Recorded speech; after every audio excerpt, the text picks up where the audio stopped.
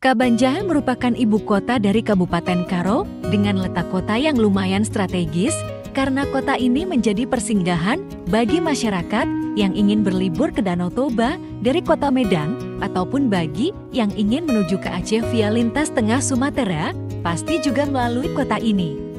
Dan di konten kali ini, aku ingin sekedar sedikit berjalan-jalan di kota Kabanjahe. Bagaimanakah suasana kota Kabanjahe di siang menjelang sore hari ini? Terlihat pada siang hari ini suasana lumayan macet. Posisiku berada dari arah Aceh Tenggara menuju ke kota Medan. Macet seperti ini wajar karena kita akan melewati pasar tradisional paling besar di kota Kabanjahe. Fasilitas di kota ini lumayan lengkap, pom bensin Pertamina yang besar juga ada. Tempat penginapan, walaupun jika kita bandingkan dengan kota Brastagi, penginapan di kota Kabanjahe relatif sangat jarang. Kota Kabanjahe ini menurutku memang kota pusat pemerintahan dan ekonomi terbukti dengan banyaknya toko jual beli hasil pertanian seperti biji kopi, kemiri, lada ataupun yang lainnya. Tidak lupa bengkel-bengkel dari dealer resmi juga banyak terdapat di kota ini. Kota Kabanjahe memang tidak begitu luas. Kota ini hanya punya luas 4,31 km persegi dengan jumlah penduduk sekitar 74.111 jiwa, menjadikannya sebagai kota paling padat di Kabupaten Karo, dan kecamatan paling jauh dari kota Kabanjahe adalah Kecamatan Mardingding. Jaraknya kurang lebih 90 km. Untuk konten perjalanan dari Mardingding ke kota Medan sedang dalam proses pengerjaan, tapi sepertinya butuh waktu yang lama untuk diupload karena banyaknya desa yang kita lewati. Dan jarak dari Medan ke Mardingding sendiri sekitar 174 km. Dan sepertinya kita mulai memasuki kawasan pasar tradisional Kabanjahe, pasar paling padat di kota ini. Dan seperti inilah suasana di pasar tradisional Kabanjahe. Terlihat parkiran yang semrawut dan tidak teratur yang mengakibatkan jalan utama jadi semakin kecil. Aku cukup terkesima, walaupun zaman sudah modern dan serba online, tapi pasar ini masih ramai dikunjungi oleh masyarakat. Apakah teman-teman sekarang masih sering berbelanja ke pasar tradisional atau lebih suka belanja ke pasar modern atau supermarket seperti Alfamart atau Indomaret? Kalau aku pribadi sudah cukup lama tidak pernah mampir ke pasar tradisional. Kayak kurang nyaman aja dengan suasananya yang ramai dan kumuh. Apalagi kalau hujan di pasar pasti becek dan bikin tidak nyaman. Ya, tapi itu soal selera. Nyatanya juga masih banyak masyarakat yang suka berbelanja di pasar tradisional. Walaupun sudah dipasang rambu dilarang berhenti, tapi tetap saja di kiri dan kanan bahu jalan mobil-mobil pada parkir. Ini semakin menyebabkan macetnya jalan, padahal harusnya ini nggak macet. Video ini sendiri direkam di tahun 2024. Menurut teman-teman yang sering mampir ke pasar ini, apakah pasar ini terlihat mengalami kemajuan atau masih sama saja kondisinya seperti 10 tahun yang lalu? Kalau aku lihat-lihat banyak komentar negatif tentang pasar ini, dari kasus copet, lalu ada juga kasus hipnotis. Tapi menurutku di tempat yang banyak orang, ya pasti ada aja tukang copet dan kasus hipnotis, contohnya juga di tempat konser.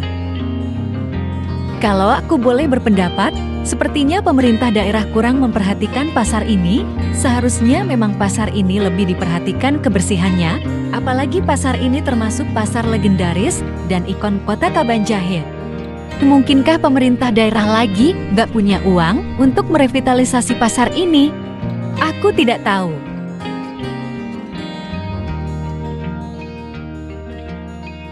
Setelah melewati Tugu Bambu Runcing, kita sudah berada di Jalan Veteran. Suasana di jalan ini lumayan lenggang dan juga di sini terdapat ada kantor pemerintahan, lalu ada atom juga.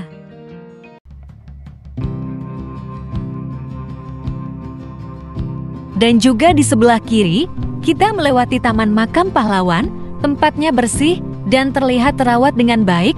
Menurut info yang aku dapat, setiap tanggal 17 Agustus malam, di tempat ini diadakan renungan malam biasanya sekitar jam 12 malam.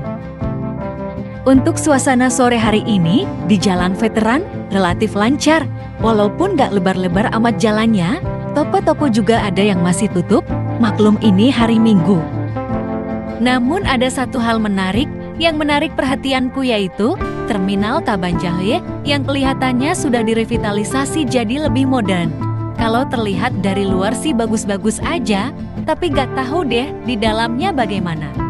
Nah tapi kalau aku lihat memang lumayan bagus ini terminal untuk level di kota kabupaten. Terminal di Lubuk Pakam yang merupakan ibu kota Kabupaten Deli Serdang tidak sebaik terminal ini. Tapi balik lagi ini cuma pendapat pribadiku aja, mungkin ada yang berpendapat terminal ini jelek ya bebas-bebas aja. Belok kiri menuju Brastagi dan Kota Medan belok kanan menuju Merek atau Tangging dan Danau Toba. Sekarang kita berada di Jalan Jamin Ginting. Jalan Jamin Ginting merupakan jalan terpanjang di Indonesia, bahkan sudah masuk ke Museum Rekor Indonesia. Jalan ini memiliki panjang 71,3 km dan melintasi Kota Medan, Kabupaten Deli Serdang, dan Kabupaten Karo. Dan beginilah suasana di Jalan Jamin Ginting di sore hari ini. Ada terlihat kursus bahasa Inggris, lalu juga terlihat grosir, dan juga angkot yang berhenti di bahu jalan, mungkin sedang menunggu penumpang.